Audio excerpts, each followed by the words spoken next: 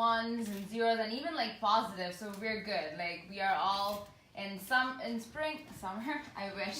Spring, we're almost in spring.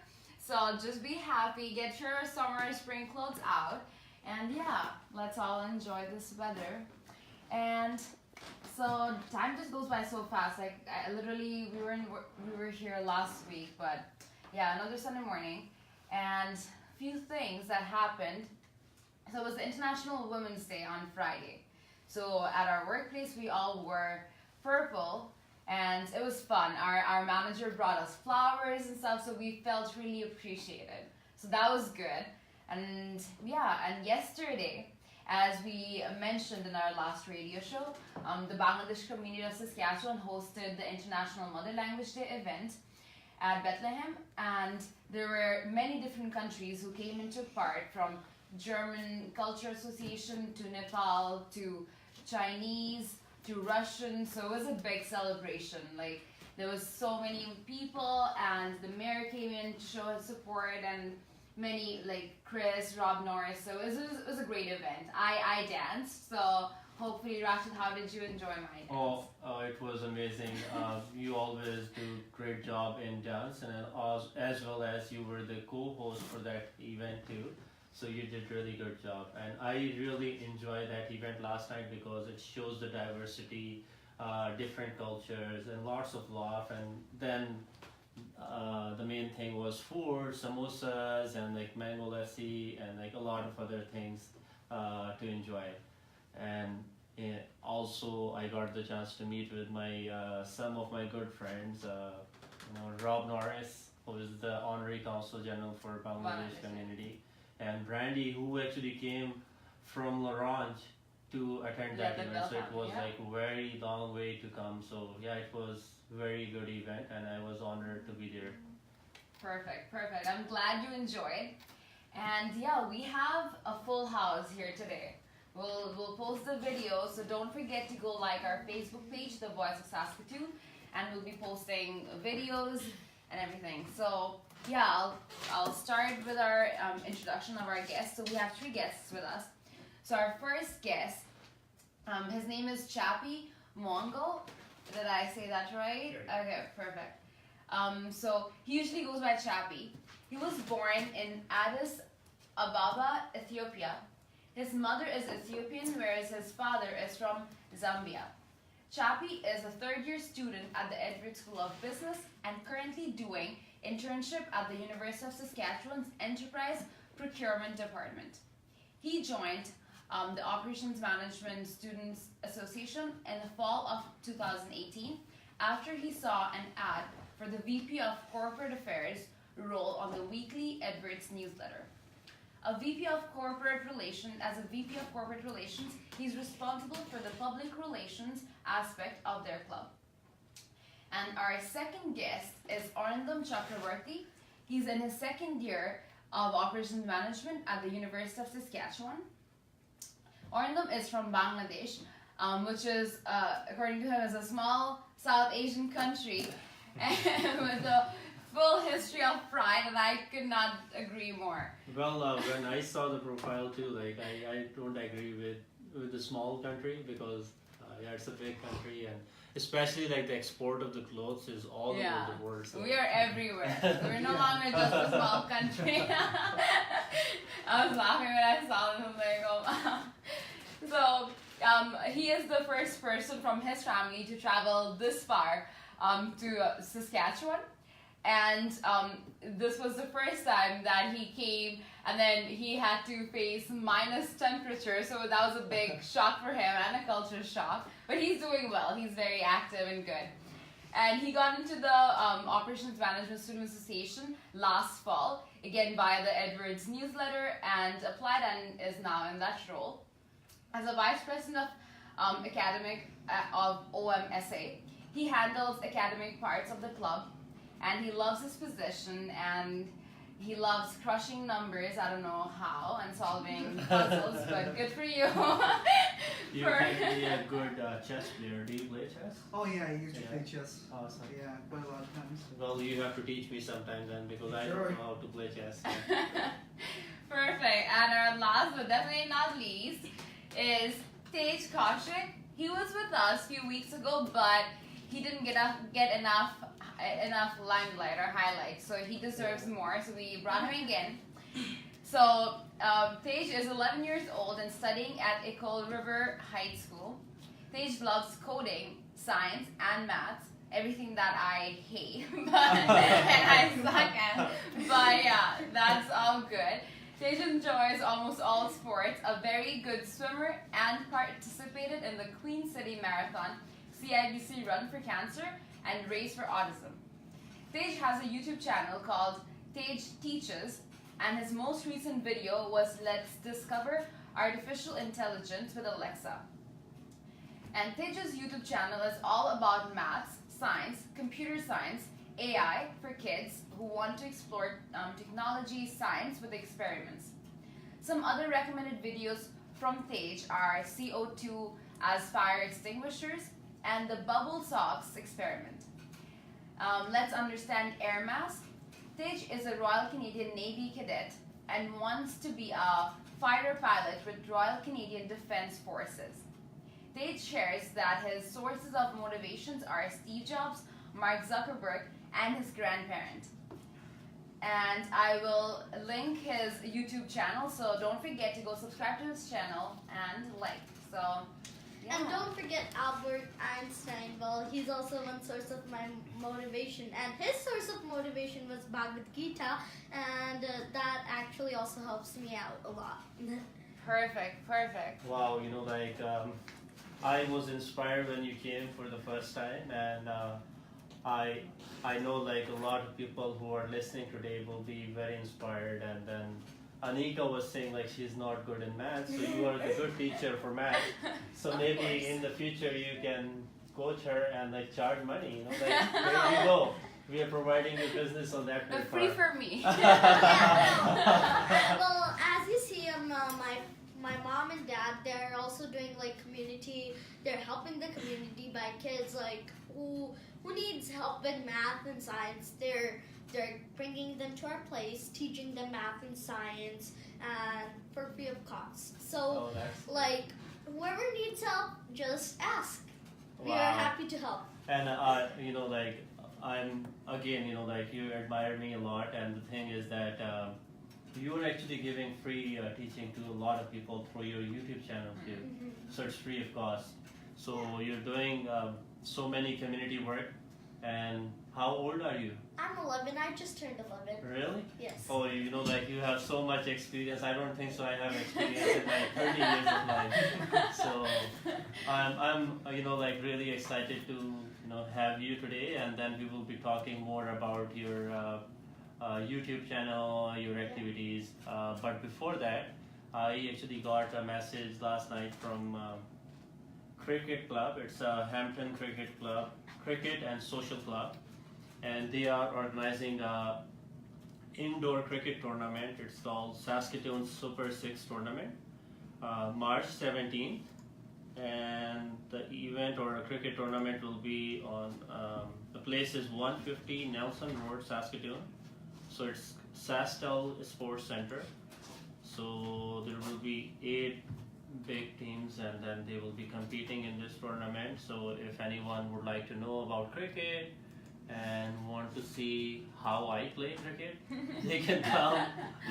To be honest, like I'm not good cricketer, but I play cricket as a fun. But I'm looking forward for that cricket tournament. So with that, I will go towards my first and a special guest, Tej. So, Tej, tell us about your education, how you're doing in school, and how you are helping your friends and fellows. So, well, in my school, I'm doing very well. I'm actually staying focused, and by how am I helping my friends out? Well, by my YouTube channel and by helping them out. For example, my friend from class, he's my best friend. He came. He asked my parents to can you please teach math? And he came to my place, and we both study together, and and he also helped me out with my YouTube channel. So I also gave him I also gave him a shout out and many more. So I think I'm doing pretty well in my How about studies. coding and science and maths? Well, in coding, I'm doing I'm learning languages and also algorithms. For example, languages, what I mean by languages is Python and JavaScript. I'm starting to learn those by my dad. And in math and science, I just did my dad printed out some sheets for fractions, how to add them, multiply them, divide them, and many more, like some whole fractions, like many more stuff. So I was happy to do those stuff. And in science, I love science, computer science, rocket science, everything is mostly science. Yeah. Like if you see how our computer is made, how is IBM Watson made, how is Azure made, and coding and everything, inspect element on computers, they're all made by science. Wow, you know what? Half of your conversation is just going above my head because you have so much knowledge, like coding, algorithm, and I will tell you honest thing. When I graduated from university, my uncle he was in computer sciences, and he asked me like, Rashid, would you like to do Java? And you're telling me that you are good in Java, and so I decided to go to one institution, and I gave up in maybe 4 days because it was so hard. So how you learn coding? How you decided, or I know you are good in maths, so which is one of the positive thing, but yeah. So I want to be an independent guy. I don't want to be like, Dad, come here when he's doing work, or I want him to do his work and I want to do mine. So my dad's old laptop, I have it. It's mine now technically. Yeah. So I go on YouTube, or I go on Google or someplace. I search up how to do programming and stuff. Then I learn how to do programming at one place. If kids want to learn, that's timecode.com. You also get a certificate for 2 hours of coding, and if you get if you get a membership, you'll get Minecraft, and I bet kids love Minecraft, but Minecraft can have cheats in it, coding in it, how to make a solar system with coding, and many more things. So I learned programming by timecode.com, and you only get sometimes. So I'm since I have my own Outlook mail, so I put my mail and do that. So yeah, that's how I mostly learn coding. But since JavaScript and Python is pretty, I would say, hard or high level, of course my dad's here to help me out. Yeah. So how much time you spent on coding and JavaScript, and also because you're in a school? Yeah. So you go to school, and you have to study other subjects as well. So how you manage your time? So most of the time, mostly in the morning, because if I wake up in the morning around 4:45 4 o'clock. o'clock in the That's morning. still Wow. night for me. So I wake up at 4, and that time, and then I wake up, do my normal routine, and then start studying. Or in the evening when I come from school, I eat food, watch TV for some time, then I go to the room, go on my computer, start doing fun stuff. And one more thing, when we do athletics at our school class, so what I do is I do inspect element and change my friends' names. Yeah. So they are like, what happened to my name? And when they go on internet or something, I change their web page name and other stuff. So they get so confused that they can't Wow. even sometimes find it. So I do it for some fun stuff. So you can be a good hacker in the future too. You can hack a lot of things. Oh, Yeah, I have to be careful. You can hack my Facebook account.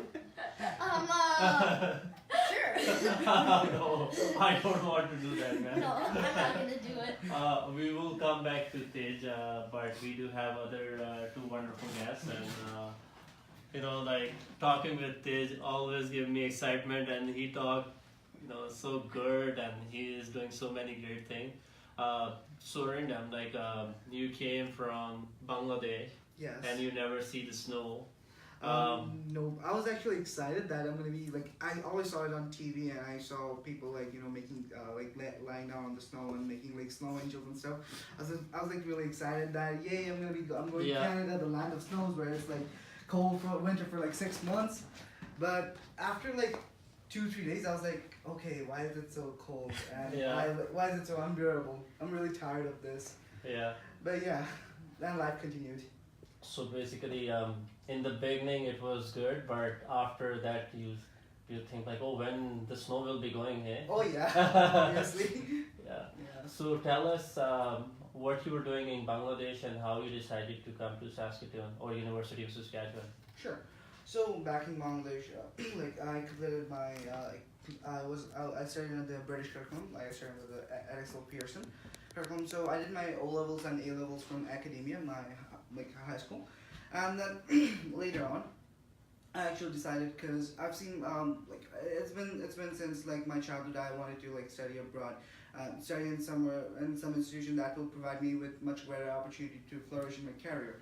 So and it's been since my high school, during my O levels, I actually fell in love with accounting, and it was to me it was quite fun, and I fell in so much love with accounting that during my O levels, the IGCSE, I was actually one of the top 7 students in Bangladesh that got the A+, because in that time, and you get to know the statistics via the Daily Star, the newspaper, because they actually have contacts in British Council.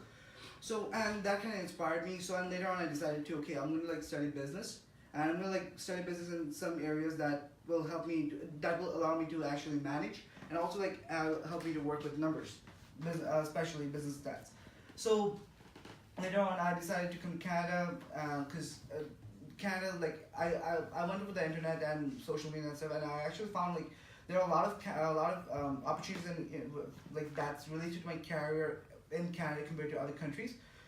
So and I was actually I had some restrictions related to financial stuff and everything, I found, and with everything and with the rankings and stuff, I found University of Saskatchewan to be a really great place here. And I actually went on to look about Edward School of Business's profile, and I actually saw their alumni doing really great all in their careers and everything. So that kind of inspired me, and I was like, okay, you know what? And I actually applied to a lot of other places. Yeah. But when I got this letter, I was actually I got my my acceptance letter from U of S. I was really excited. Okay, so finally Finally, I got accepted here.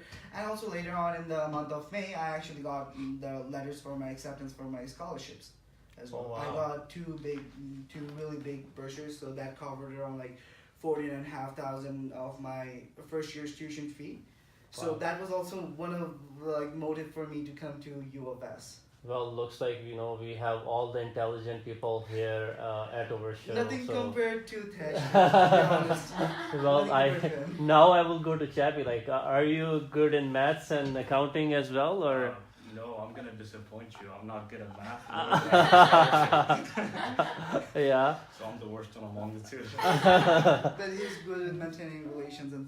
Yeah. We will be talking about corporate relation and what you do. But before that, tell us about your transition to Canada.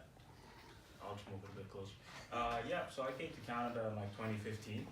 I went straight to Vancouver. I did college there for about 2 years. Well, in Vancouver it's not that cold, so I didn't have much weather problems until I came here last year, where it was really cold. When I got here, it was -40, and I forgot to bring mittens. Oh, So I had to rent a taxi very quickly. Yeah. So but other than that, adjustment to Canada. Well, at first it was a little difficult because when you're new here, there's very little information you get. So that's why I'm happy when I hear Voice of Saskatoon providing information to people who come here internationally, because it's so much help. Yeah. Thank you For your service. Yeah. And other than that, my transition's been good. School, I've been doing school, and I moved here with my brother too. So we kind of both figured it out together. So I've had it relatively easy, I would say. Well, the answer actually relates to my other question is like how you see international students are integrating at UFS, and how is the experience? Do you find a lot of opportunities as an international student at UFS? Did you find a lot of student union to be involved, and how you spend your time, like a spare time or social time? Sure. International students at the US, they have a different perspective because it's only up to recently, which I found out, by the way, the club you started, AISS. Oh, thank you. It's only recently, for instance, Yeah. in the case of Edward School of Business, there's been this push to kind of, merge both domestic and international students.